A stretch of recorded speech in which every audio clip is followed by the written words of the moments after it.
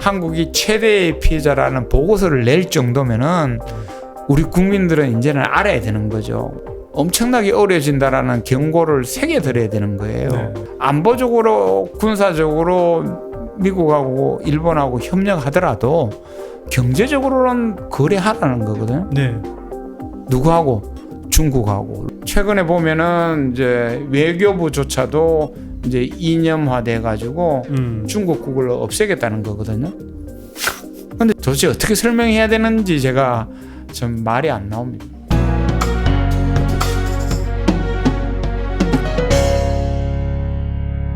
지금의 일본은 뭐 말씀하셨다시피 이제 정치 군사 안보 측면에서는 상당히 대외적으로 팽창하는 듯한 양상이지만 그 경제나 산업이 크게 부상하고 있느냐에 관해서는 사실 좀 이견이 있을 것 같아요. 맞습니다. 그 일본의 대외 전략과 맞물린 어떤 세계 질서의 재편이 일본 경제나 산업에는 어떤 영향을 미치게 되는 건가요?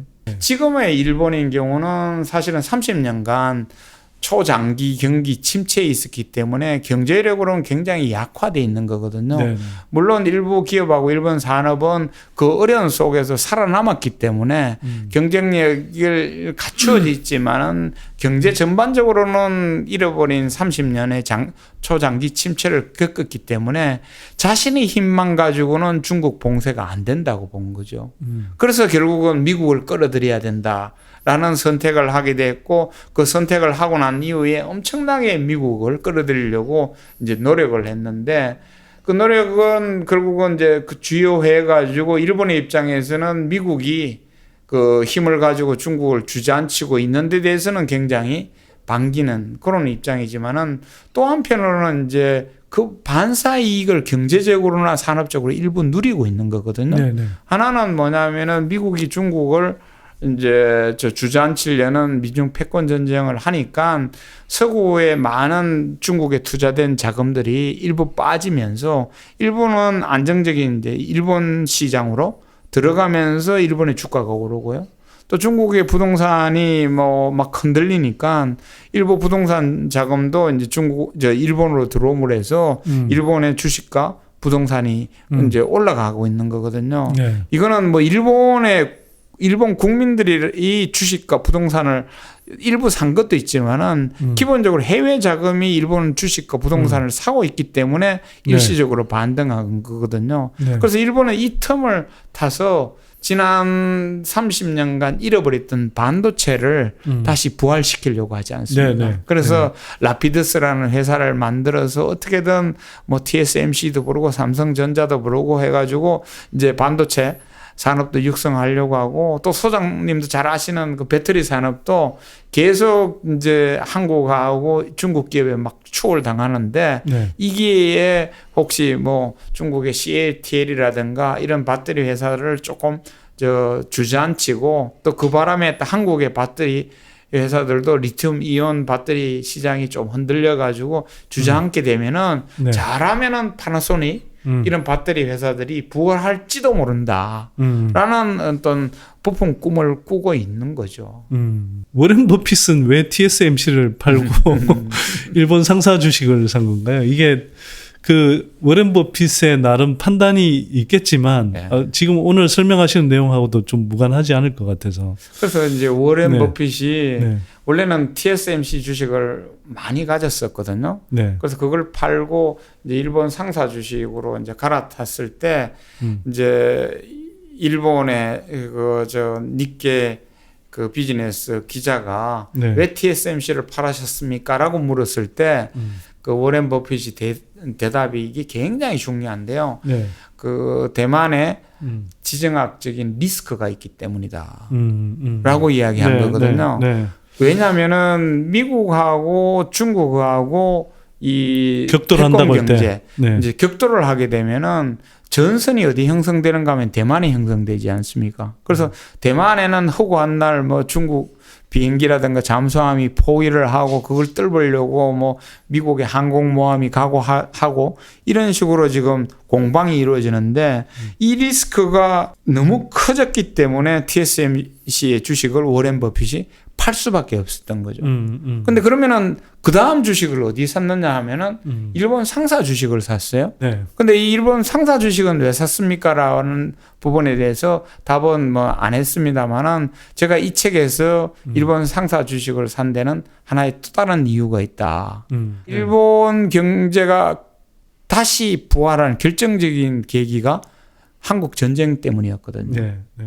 한국 전쟁이 일어나니까 일본이 그때 깨우친 게 뭐냐면은 한국 전쟁으로 한반도가 전장지대화, 전쟁지대화 되니까 일본이 병창 기지로서 이 기지 국가로서 엄청난 경제적 혜택이 있다라는 걸 알게 된 거예요. 이른바 전쟁 특수를 누린 거죠. 전쟁 특수를 누린 거죠. 네. 전쟁 특수는 그 병참 특수고 병참 특수는 기지 국가 특수거든요. 네. 그래서 이제 일본이 지금 딱 보면은 지금까지는 대만이 전장이었다가 한국이 갑자기 캠프 데이비드로 또 전장으로 들어가 버렸어요. 그러면은 일본의 입장에서는 기지국가, 병창국가로서의 가치가 확 올라가겠죠. 그러면은 기지국가, 병창국가의 가장 대표 주식이 뭐냐 하면은 종합상사죠. 종합상사가 소위 로지스틱 기업이잖아요. 네. 병참 기업이잖아요. 그리고 기지국가로서 물자를 조달하는 기업이지 않습니까? 그러니까 워렌 버핏 입장에서는 지정학적인 리스크가 대만과 한반도를 거치면서 일어나고 있다. 그러면 일본은 병참 기지 내지는 기지 국가로서 프리미엄을 누릴 거다라고 판단하면은 TSMC 주식을 팔고 병참 기업인 일본의 종합상사 주식을 사는 건 너무나 당연한 선택이죠. 근데 이 선택 속에 우리가 금방 알 수 있는 거는 타이완 디스카운터와 코리아 디스카운터가 발생했다는 거. 거기에 대해서 일본이 자펜 프리미엄이 발생했다는 거. 이거를 너무나 쉽게 알 수 있는 거죠. 말씀 들어보니까 설득력이 있어서 기분이 안 좋은데요. 일본이 직접 뭐 우리하고 싸우자 이런 걸 떠나서 이게 일본이 어쨌거나 전 세계 국제 질서의 판을 상당 부분 움직이고 거기에 영향받아서 한국은 상당히 좀 뭐랄까 어쩌면 상당한 리스크를 안게 되기도 하고 또 어떤 면에서는 상당히 많은 어떤 그 손해를 감수하는 상황이 그렇죠. 되어 있는 것 같은데 이런 걸 생각하니까 좀 답답하네요. 이게 이런 상황을 벗어나기 위해서 그러면 지금 한국은 좀 어떻게 해야 되는 겁니까? 지금이야말로 손익계산서를 정확하게 다시 한번 해봐야 됩니다. 우리가 지금 이 경제가 흔들리고 갑자기 뭐 1.5%, 1.4% 성장하고 뭐 계속 그 리스크 때문에 뭐 7월 위기설, 9월 위기설, 10월 위기설 이 경제 위기설이 막 횡행하는 근본적인 이유가 지금 이제 판이 흔들렸고 그 판 속에서 우리는 그 미국과 일본을 선택했다라는 게 이제는 이제 알게 된 거지 않습니까? 그러면은 이 선택에 있어서 이 선택이 잘 됐는지 안 됐는지를 선택할 때 두 가지를 좀 나눠서 선택해야 돼요. 하나는 뭐냐면은 군사 안보적으로 선택이 잘 됐냐 안 됐냐라는 부분하고 이제 경제적으로 잘 됐나 안 됐나 이렇게 선택을 해야 되는 거죠. 그래서 군사 안보적으로 생각하면은 그래 북핵 위기가 발생했기 때문에 일본과 미국의 그 도움이 필요하다 이렇게 생각할 수 있는데 그렇다고 해가지고 중국하고 척을 지어야 되느냐? 이거는 이제 퀘스천이 있을 수 있기 때문에 네. 좀 더 이제 복잡한 계산을 해야 되는데요. 경제적으로는 이건 너무나 심플해요. 뭐냐면은 경제적으로는 탈중국을 선언하자마자 사실은 그 대한상공회에서 최태원 회장은 무슨 소리냐. 탈중국 하면 안 된다라고 이야기를 했어요. 그런데 또 계속 이 정권이 이제 1년 이상으로 계속 탈중국 하면서 경제가 흔들리고 있으니까 올여름에 또 최태원 회장이 한 번 더 탈중국 하면 안 된다라고 이야기를 했거든요. 네. 근데 추경호 부총리는 우리는 탈중국 한 적 없다라고 지금 오리발을 내밀어 가지고 지금 무슨 소리냐라고 이제 하는데 근데 이렇게 탈중국 하면 안 된다라는 게 이 우리의 경제 수장인 그 최태원 대한상공회에서 회장이 이야기하니까 경제계는 이 탈중국 하면 안 된다라는 거를 알고 있네라고 하지만은 제 책에서 또 하나의 중요한 증거로 끌어낸 건 뭐냐면은 IMF 보고서입니다. IMF 네. 보고서가 이제 최근에도 새로운 또 보고서를 냈지만은 2021년에 네. 디커플링 하면은 한국이 최대 피해자라는 보고서를 냈어요. 그러다가 이제 디커플링에서 최근에 디리스킹으로 좀 바꾸니까 네. 이번 달에 IMF가 디리스킹을 하더라도 최대 피해 국가는 한국이다라는 보고서를 냈어요. 근데 IMF는 자유진영 기관이잖아요. 네. 자유진영의 최고의 경제 기관이 두 번에 걸쳐서 그게 디리스킹이든 디커플링이든 한국이 최대의 피해자라는 보고서를 낼 정도면은 우리 국민들은 이제는 알아야 되는 거죠. 우리 경제계가 느끼는 위기감뿐만 아니라 객관적인 이 자유진영의 최고의 경제기관 중에 한 기관이 두 번에 걸쳐서 이렇게 디커플링을 하든 디리스킹을 하든 미국과 일본 진영을 선택하게 되면은 한국 경제는 엄청나게 어려워진다라는 경고를 새겨 드려야 되는 거예요. 네, 네. 근데 이거는 물론 뭐 최태원 회장이든 IMF가 이렇게 한 이유에는 너무나 심플한 논리가 있습니다. IMF 보고서가 계속 강조하는 건 뭐냐면요. 안보적으로 군사적으로 미국하고 일본하고 협력하더라도 경제적으로는 거래하라는 거거든요. 네. 누구하고? 중국하고 러시아하고 뭐 아프리카에 있는 국가들하고 뭐 중동에 있는 국가들하고 뭐 남미에 있는 국가들하고 다 거래를 하라는 거예요. 그러니까 IMF가 그렇게 그 제언해 줬을 정도로 우리는 거래를 하면 되는 거거든요. 근데 이 정권에서는 이제 탈중국이라는 그 이념적인 정책을 시행하니까 이제 지금 경제계도 함께 반발하는 이 현상이 지금 벌어지고 있는 거거든요. 중국으로서도 한국을 배제 또는 견제하는 흐름이 경제적인 측면에서도 나타날 것 같고요. 물론 이제 중장기적으로는 그러면 이제 이게 또 중국으로서는 제가 볼 때 딜레마가 생기는 게 그러면 그럴수록 이제 전 세계 경제에 이제 중국 그 탈피 또는 그 탈중국화 또는 중국을 봉쇄하는 어떤 새로운 경제 블록이 생기는 이런 흐름들이 자꾸 생기기 때문에 뭐 그렇지 않아도 사실 미국 말고도 전 세계적으로 지금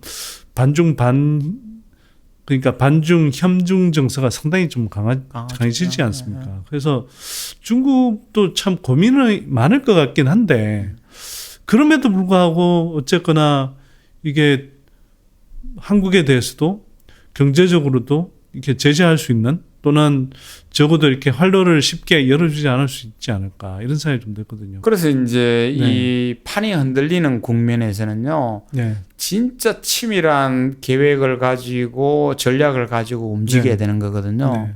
그래서 일본은 2012년 체제 성립 이후에 치밀한 전략을 가지고 인도태평양 전략에 미국을 끌어들이고 이제 캠프 데이비드 협상을 통해서 그 판까지 이제 완성하는 그런 이제 쾌거를 이루었는데 우리는 지금 그 판을 읽지를 못하고 얼떨결에 지금 자꾸 들어가면서 이제 여러 충격을 받는 거거든요. 네. 그래서 이 판을 제대로 읽으면은 중국하고도 협상을 제대로 해야 돼요. 지금까지 뭐 갑자기 천안문 광장에 올라갔다가 또 이 천당과 지옥을 왔다 가는 정책을 자꾸 하면은 결국은 중국도 한국에 대해서 이제 조치를 취할 수밖에 없는 그런 상황이지 않습니까? 네, 네. 그러면 우리는 지금까지 한중 관계 여러 경험을 했기 때문에 이 상황에서 이제 중국이 그런 어떤 행동에 안 나올 수 있도록 만들려면 어떻게 해야 되는가를 이제는 굉장히 꼼꼼히 따지고 전략을 세워서 이제 대응을 해야 되는데 최근에 보면은 이제 외교부조차도 이제 이념화돼 가지고 중국국을 없애겠다는 거거든요. 근데 중국을 더욱더 생각해서 중국에 대한 어떤 전략을 가지고 대응해야 될 이 판에 그러니까 그건 중국국을 너무 없애겠다라고 하는 이 외교부의 움직임은 도대체 어떻게 설명해야 되는지 제가 좀 말이 안 나옵니다. 아니 우리가 그냥 그 부서를 없애고 가를 없애면은 중국이란 존재가 없어지고 중국이 우리한테 미치는 영향이 없어진다는 건지, 이거는 마치 뭔가 현실을 직시하기 싫어서 두더지가 땅 파고 들어가는 거랑 똑같은 형태 아닌가요, 이거? 그래서 이게 이념이 이제 국정의 최고 기조가 되다 보니까 이 부처도 흔들리는 거예요. 네. 그 특히 외교부는 우리의 국익 외교를 위해서 최대로 이제 움직여야 되는 그런 부처인데, 국정의 최고 가치가 이념이고 이념을 구현하는 가치가 이제 핵심이 되다 보니까 중국은 이제 전체주의 국가고 뭐 비민주 국가고 이러니까 이제는 그걸 전담하는 부서는 그냥 필요 없고 그냥 뭉뚱그려 가지고 한 부서 속에 그냥 하면 된다라는 이런 이제 판단이 나오거든요. 근데 이제 대통령께서 이제 이념이 아니고 뭐 민생이고 뭐 새로운 반성도 하면서 새로운 국정 이제 방향으로 전환하겠다 그러면은 그 밑에 있는 부서들은 거기에 맞춰 가지고 이제 외교부 같으면은 우리 국익이 어디 있고 우리 이익이 어디 있는지를 계산해야 되는데 아직도 이제 이념을 앞세우고 가치를 앞세우는 그런 이제 외교를 하려고 하니까 이런 엇박자가 또 발생하는 거죠. 네. 좀 마지막 질문일 수 있는데 그 한국이 이런 판에서 또 한편으로는 일본을 대하는 자세가 또 어떻게 해야 되는지, 그리고 그 한편으로는 일본이 이제 동남아로 나가는 데 있어서 그 되게 중요한 어떤 뭐 국가라고 볼 수도 있는데, 그 일본이 사실은 뭐 이 동남아 전략이 굉장히 강력한 나라 중에 하나잖아요. 예. 그래서 일본이 이제 동남아 지역에 미치는 영향이 되게 이제 큰데, 또 한편으로는 우리 또한 이제 갈수록 동남아의 이제 전략적인 이제 중요성이 좀 커지고 있지 않습니까? 특히 경제 산업 측면에서도 우리가 뭐 베트남이라든지 인도네시아 이런 나라들하고 굉장히 많은 이제 협력을 해 나가야 된다는 거고, 조금 넘었으면 인도라는 나라가 이제 세계 지금 인구 숫자는 이미 중국을 추월했고, 또 이제 향후에 그 인도의 이제 그 경제 성장률이 굉장히 가파르게 상승하면서 향후 한 3위 정도의 경제 대국이 될 수 있지 않느냐, 뭐 이런 이제 전망까지 나오는 상황인데요. 저희가 우리 한국이 그 이런 뭐 동남아 또 그다음에 인도까지 그 이런 전략적으로 되게 중요한 지역들의 어떤 경제적인 잠재력을 잘 활용하기 위한 전략은 어떻게 해야 되는 겁니까? 그래서 이게 지금 미국이 자국 우선주의를 내걸고 세계를 향해서 각자 도생하라 그러고 이제 일본하고 손을 잡고는 중국을 이제 봉쇄하고 주저앉히자라는 이런 움직임이 보이니까 여기에 대해서 이제 러시아라든지 이런 쪽에 이제 반발하고 이러지, 중국도 이제 물론 그 직접적인 당사자니까 반발하고 있지 않습니까? 그러다 보니까 우리는 요 틀만 이게 보고 있는데 요 틀에 제3세력이 지금 나타나고 있어요. 이걸 뭐라고 하는가 하면은 글로벌 사우스라 그럽니다. 글로벌 사우스.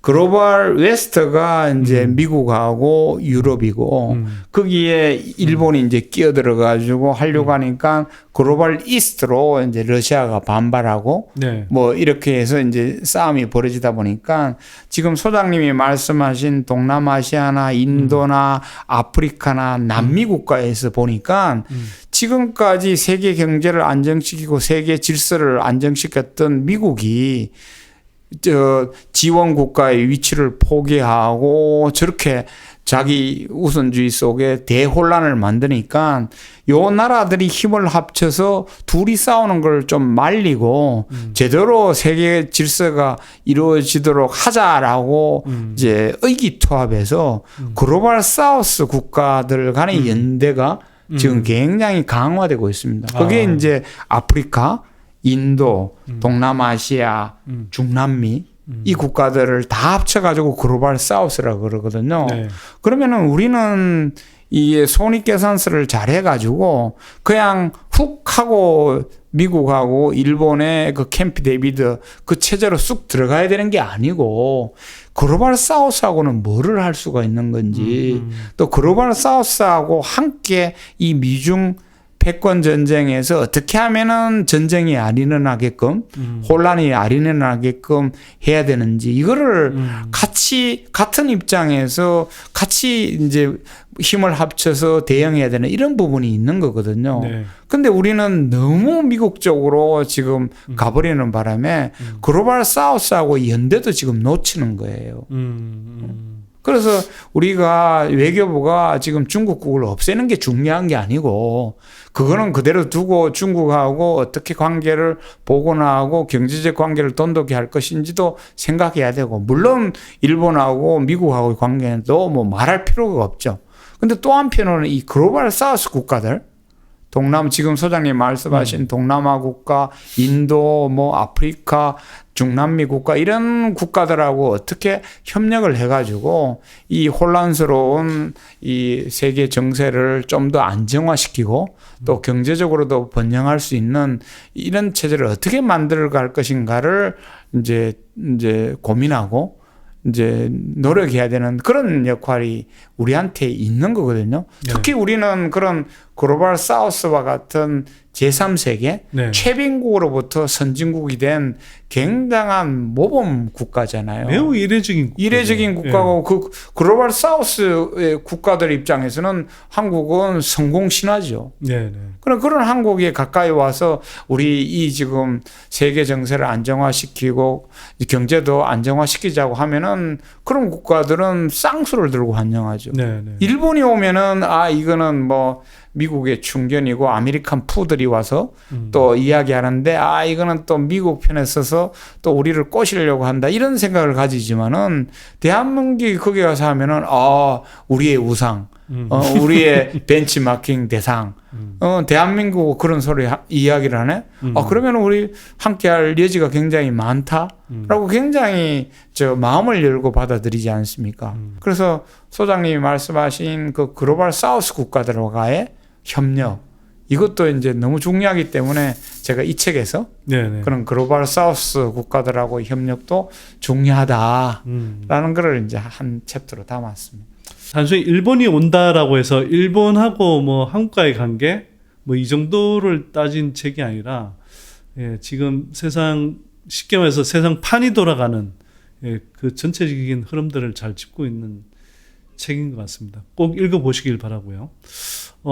김현철 교수님 오늘 뭐 1시간여 말씀해 주셨지만 또 이 말씀만으로는 또 충분하지 않을 것 같아요. 그래서 저희가 기회가 닿는 대로 또 교수님 모셔서 좋은 이야기 들어보도록 하겠습니다. 저희는 다음에 좀 더 유익하고 알찬 내용으로 찾아뵙겠습니다. 자, 다음 이 시간에 저희는 또 뵙겠습니다. 고맙습니다.